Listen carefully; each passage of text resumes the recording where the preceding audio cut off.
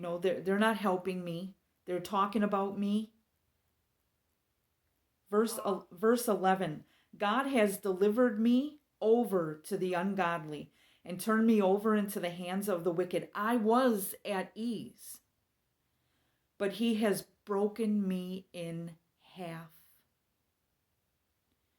He has also grabbed me by the neck and shook me to pieces and, and set me up as his target, as his mark.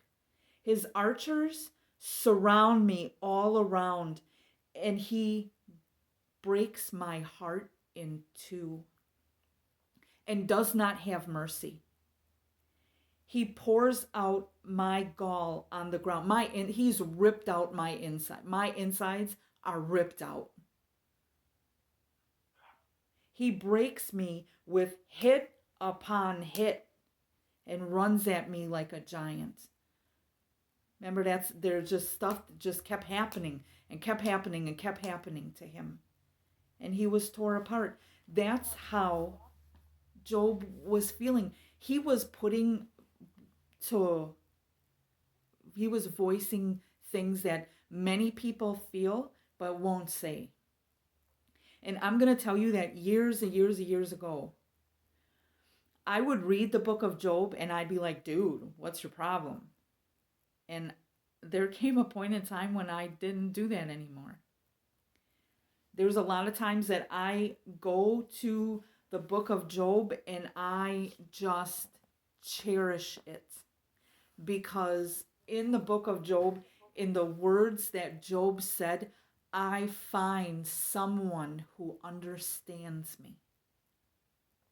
And when you are in deep agony, it is so important to find someone who understands you, that you can be yourself with, that you can voice these things that you can't voice to other people because they won't listen.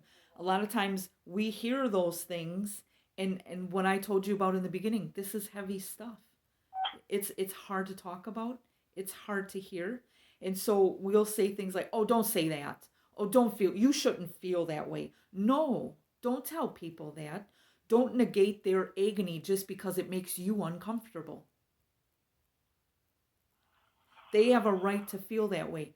I'm studying psychology in preparation for counseling. And the college professor in one of the writings that I'm looking at, he said something that was so profound, that in dealing with people, he has just a practice that he calls climbing in the casket with someone. And that's such a beautiful analogy, and that's really what we need to do. We need to climb in the casket with people that are in agony and just the pain of their entire life. Not criticize them, not tell them what they should have done, not talk at all. You don't always have to talk. Sometimes it helps to just be there with them. You can cry with them. You can most definitely pray for them. But you don't always have to talk. Sometimes our words can make it worse. And a lot of times what people do is, what we should be doing is putting ourselves in their shoes. But what most people do is put them in your shoes and be like, well, when I went through something, this is what I did and it helped me. So that's what you need to do. And that's going to help you. And if it doesn't help you, then you must not be trying hard enough, because it helped me. And that's so calloused and jaded. And you have to get out of yourself. Not everybody responds to the same thing the same way. What helped you may not help someone else. Now, there's no problem in giving suggestions, to say, hey, this is what I tried and it helped me. So, maybe that might help you. But they may not want to. Especially if the trauma and what happened is so recent. A lot of times you just are in such shock. I remember times that I was in such shock and trauma beyond what I could ever possibly comprehend that my accomplishment of the day was folding a blanket. And you know what? That's okay. That's okay. Don't put unrealistic expectations on yourself or other people when you're going through hard times. I'm going to tell you that in my pain, in my agony beyond belief, I have said things to God that are much worse than what Job said. I say that now with a holy fear, because I'm sure some of the things that I said to God in my agony, I probably should not be alive still. But when you live a life of agony and it doesn't stop, it is something that most people can't comprehend and don't know how to help you, because it's a life they don't know. And I really believe that if what took place with Job happened after Calvary, it would have had a completely different ending. And what I mean by that is, for those of you who may not know, the book of Job ends with God coming down to talk to Job. That's what Job had always wanted. So God did come down, but it was just not in the way Job wanted. God came down and had a talk with Job, and honestly, God was extremely harsh with the things that he said to Job. And he did not show Job compassion. And it was an extremely hard thing. But Job still turned himself around. And because of that, and he was a good man, God blessed him for it. But I think that if the events of Job happened after Calvary, I don't think that God would have came down that way. Because when God came to earth and took on humanity himself, when Jesus hung on the cross, he responded exactly like Job did.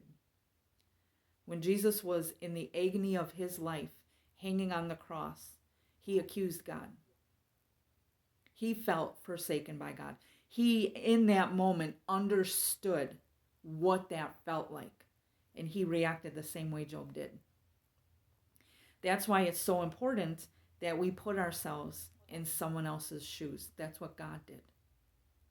That's what God did for us. And it's so important that we do this when we're reaching out and we have people in our life that are going through agony. And that is my passion and goal, that I want to find these wounded people that are apart from God, that got devastated by the church, that got devastated by God, and different things that happened in their life. And it's my hope and prayer and goal that I could reconcile them and bring them back to God. And just, I have such a heart for people who are hurting, because I've been there a million times. And God is faithful to bring you out and to bring you through. But sometimes things just it just takes time. And there's some trauma, some agony that you're just not going to get over overnight. And it takes a long time sometimes. So that is my lesson for tonight. I know that it's not something to shout and hoot and holler about, but it is necessary, because there is a whole group of people out there that are hurting and they can't get help because they can't be honest. And I just wanted to give them a voice, because they deserve to be heard. And so I hope in some way, if this didn't benefit you yourself, that maybe it would help you in the future when you come across other people that are hurting, that you can just better relate to them in a way that would be effective and helpful for them. So Miss Emily, would you like to comment or say anything, honey?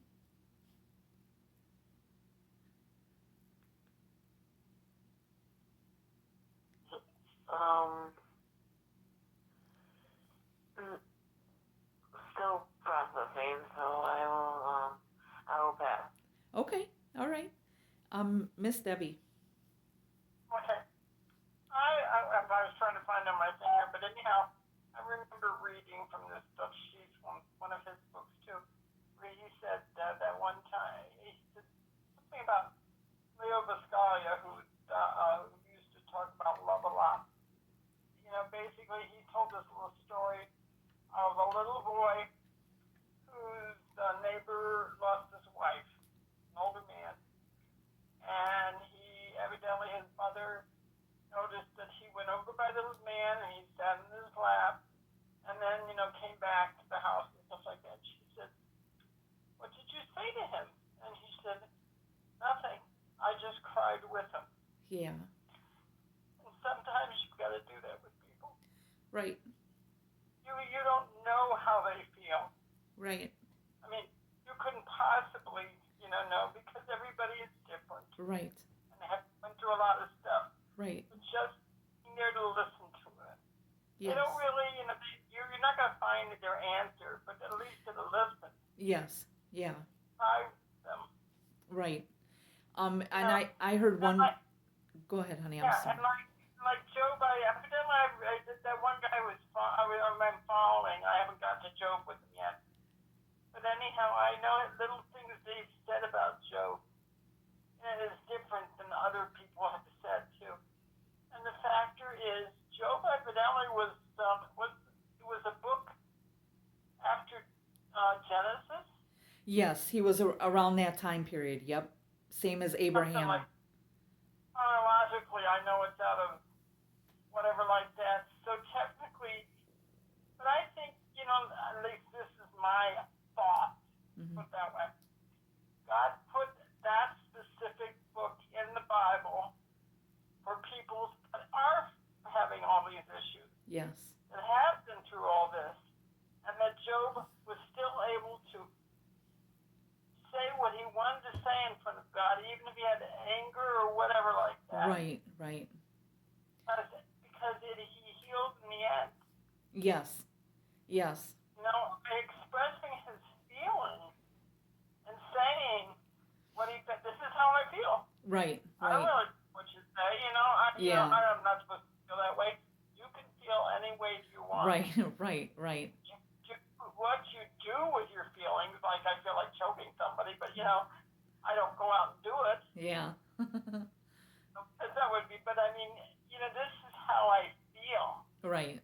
There's thing, and that's it. We are people with feelings. Let's face it. We have been made that specific way to have feelings. Yes, right. And it's healthy to have feelings, regardless of, Yes, I truly like, that man that was across the hall that supposedly, he was screaming all the time. The one I had told you about kept me up all night, yes.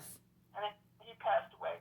Oh, But, yeah, he was a Vietnam vet or something like that. I know he had a stroke, and I wasn't really sure what all, but I said, I really did pray for him.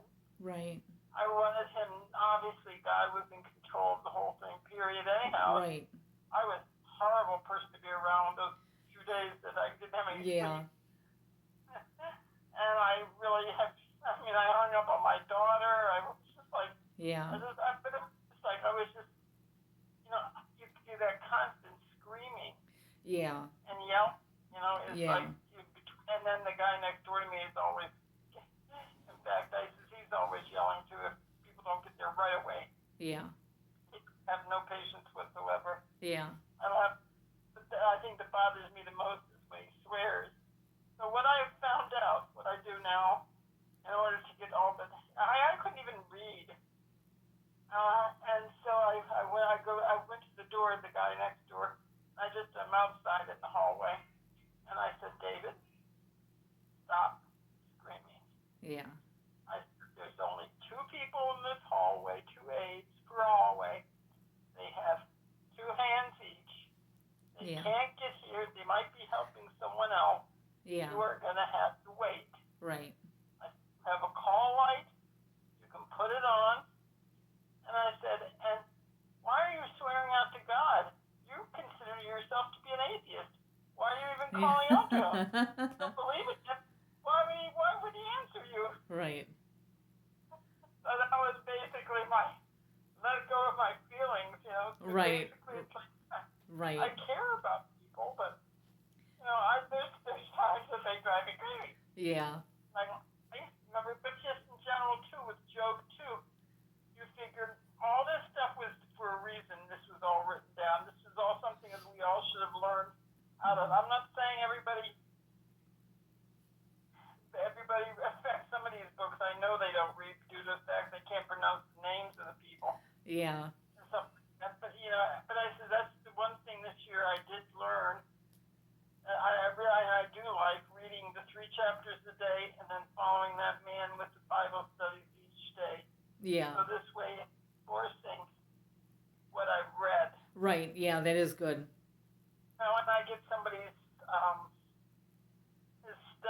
he's teaching it, and he's explaining stuff to you. He shows pictures of, like right now we're going through Solomon's Temple and how it looked like and whatever, that type of stuff. Yeah. Where otherwise I can't visualize it anyhow. Right. Right. He had all gold. Yeah. But other than that, that's basically where I'm coming from. Thank you. You brought up something and I'm so glad you did, because there was something else I wanted to say and I forgot to mention it, that a lot of people too then go back to, well, he got blessed in the end and he got it all back. And those people really need to get slapped. We are talking about 10 human beings, 10 children. Whatever Job got in the end, in no way ever made up for what he went through. That he lived the rest of his life with the memories, with the pain of the 10 children, of them, their birthdays, and them, remembering when they were first walking, or they're, running and playing, and just different things that happen. And him and both his wife had to go through that agony. And so that in no way, like you can just pass out kids like we pass out pancakes or something. Like those were human beings. And that didn't just cover up whatever. I'm sure he felt better, and I'm sure life got better in some ways for him, but that didn't make up for what he went through. And so that's also important. People, if a woman loses a baby, then they're like, well, you have other kids. It's just such ignorant things to say.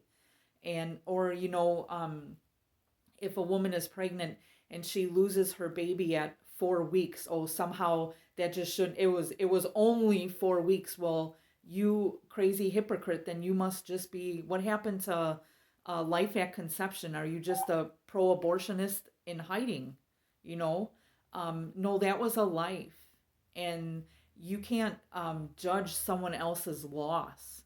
Like that loss is their loss. And so it's so important, like, just putting yourself in someone else's shoes. So thank you, ladies, for joining us. I did want to go back. Emily, are you still okay, or did you want to say something? I didn't want to leave you out if you did.